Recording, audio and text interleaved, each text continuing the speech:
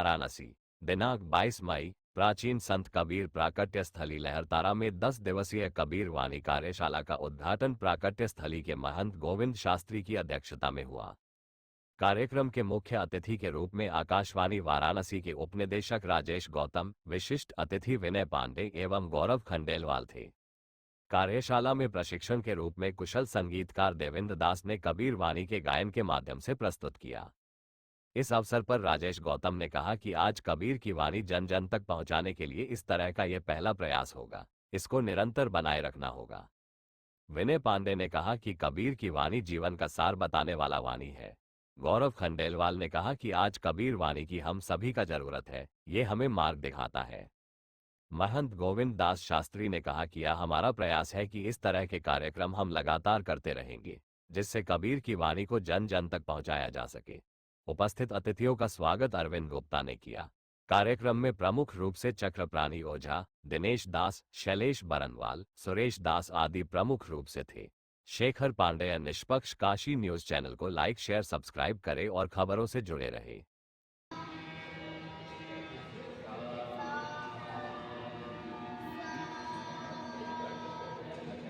आइए अब थोड़ा सा हम लोग दोहा गाते हैं, ठीक है। सबसे पहले ऐसी वाणी बोलिए, मन का आपा को औरन को शीतल करे आप, ठीक है।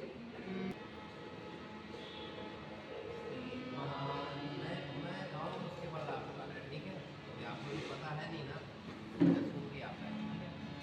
ऐसी वाणी बोलिए,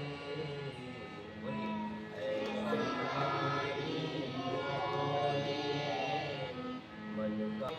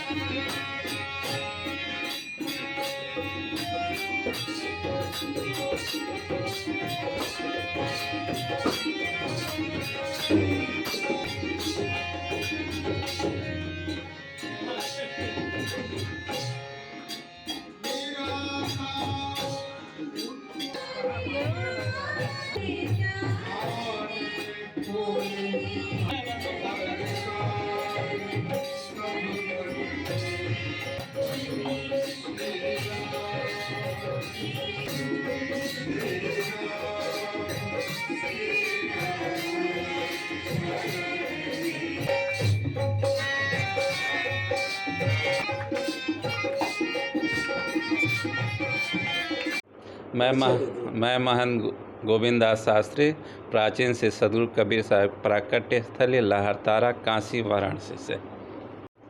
जी गुरुजी, किस प्रकार का आयोजन आज लहरतारा मठ में किया जा रहा है, इसको लेकर थोड़ा संक्षिप्त में जानकारी। अभी तो हमारे यहाँ वर्कशॉप कबीर वाणी का वर्कशॉप 10 दिवसीय चल रहा है, जो कि संत कबीर एकेडमी मगहर संत कबीर नगर संस्कृति विभाग की तरफ से और हमारे जो कबीर साहब के प्राकट्य स्थली लहरतारा के संयुक्त तत्वावधान में 10 दिवसीय कार्यशाला का आयोजन किया गया है, जिसमें कबीर की वाणी को हम समझ सकते हैं, जान सकते हैं और इसके माध्यम से हम कबीर को जो जानने वाले हैं, जो समझने वाला है, उसको इसका फ़ायदा उठा सकते हैं। यह कार्यशाला निःशुल्क है, कोई इसकी शुल्क नहीं है। ये शाम को 5 से 7 प्रत्येक दिन, यानी कि 21 तारीख से लेकर 30 मई तक ये चलेगा, क्योंकि उसके बाद हमारे पास इसके बाद कबीर जयंती है, जो ज्येष्ठ पूर्णिमा के अवसर पर हम लोग 3 दिवसीय कार्यक्रम भव्य आयोजित होता है। उस कार्यक्रम में जो सहभागिता लेंगे, जो कार्यशाला में, उसको प्रशस्ति पत्र एवं जो अच्छे गायक होंगे, जो अच्छे सीखने वाले होंगे, तो उसको भी मंच में स्थान देंगे। इस प्रकार हमारी जो, और इसको हम लोग लगातार और भी आगे करेंगे।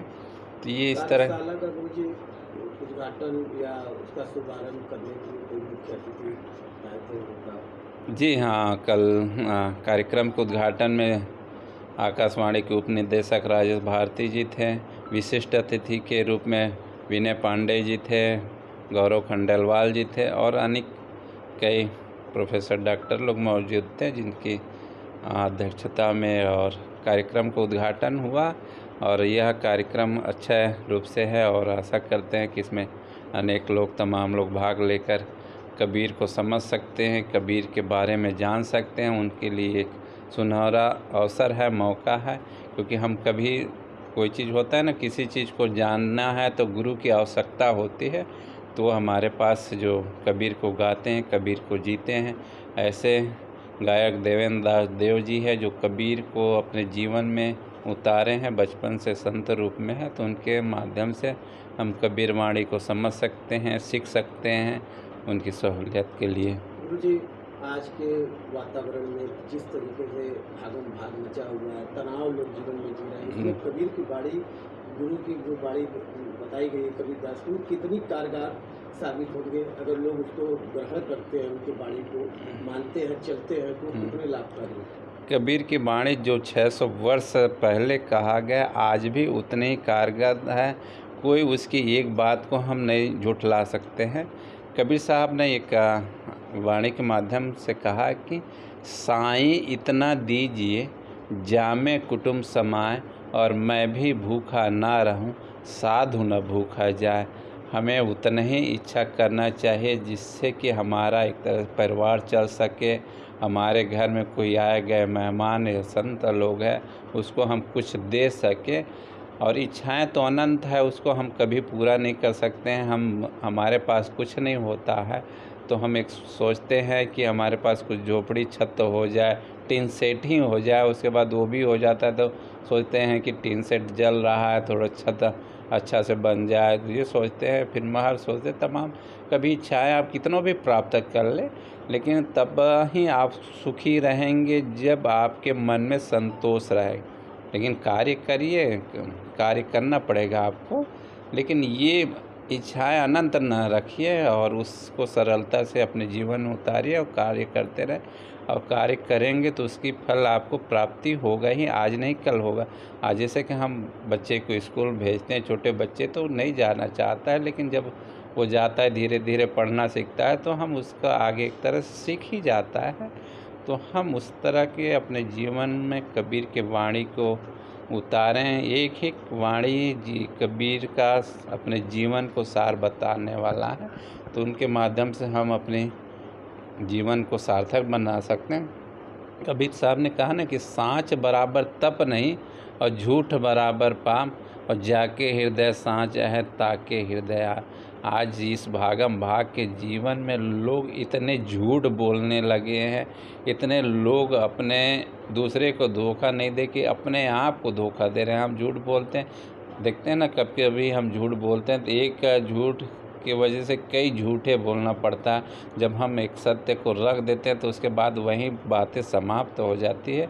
तो आज सत्य की ज़रूरत है, झूठ से कुछ होने वाला नहीं। हम कितनों भी झूठ बोलते रहें तो आखिर सत्य सत्य होता है, झूठ से हम बच नहीं सकते हैं। आखिर सत्य सामने आ ही जाता है, आज नहीं कल।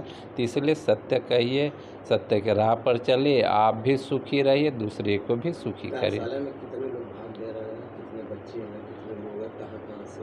अभी तो हमारी शुरुआत है और ये हम लोग अचानक तमाम जगह से लोग हैं, काफ़ी संख्या में आ रहे हैं। और धीरे धीरे मेरे पास भी कई फ़ोने आ रहा है कि गुरुजी कार्यशाला हो रहा है, हम लोग आना चाहते हैं। तो हम कहे स्वागत है आपका, आइए और कबीर के वाणी को समझिए और अपने जीवन में उतारिए।